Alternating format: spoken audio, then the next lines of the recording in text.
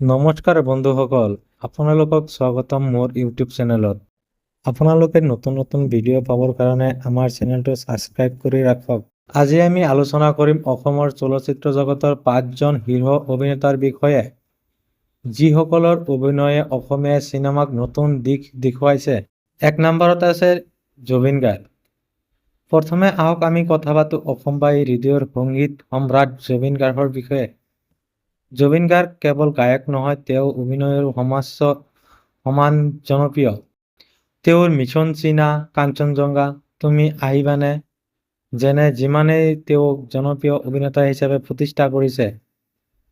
সংগীত, অভিনয় আৰু দয়ালু স্বভাৱ সকলো মিলি তেওঁ হৈছে অসমীয়া সংস্কৃতিৰ প্ৰতীক। 2 নম্বৰত আছে যতীন বৰা, যাক অসমীয়া চলচ্চিত্ৰ জগতৰ ছুপাৰষ্টাৰ বুলি কোৱা হয়। হিয়া দিয়া নিয়াৰে আৰম্ভ কৰি ৰত্নাকৰলৈকে তেওঁৰ প্ৰতিটো চিনেমাই জনপ্ৰিয়তা পাইছে। অভিনয়ৰ লগত তেওঁ এক সফল প্ৰযোজক বুলিব পাৰি। 3 নম্বৰত আছে উৎপল দাস, যিয়ে নতুন প্ৰজন্মৰ মুখপাত্ৰ। অনুৰাধা আৰু ৰথ যেনে ছবিত তেওঁ অভিনয় দৰ্শকৰ হৃদয় জয় কৰিছে। 4 নম্বৰত আছে ৰবি শৰ্মা। ৰবি শৰ্মা থিয়েটাৰৰ পৰা আৰম্ভ কৰি টেলিভিছন আৰু চিনেমালৈ তেওঁৰ যাত্ৰা অসাধাৰণ।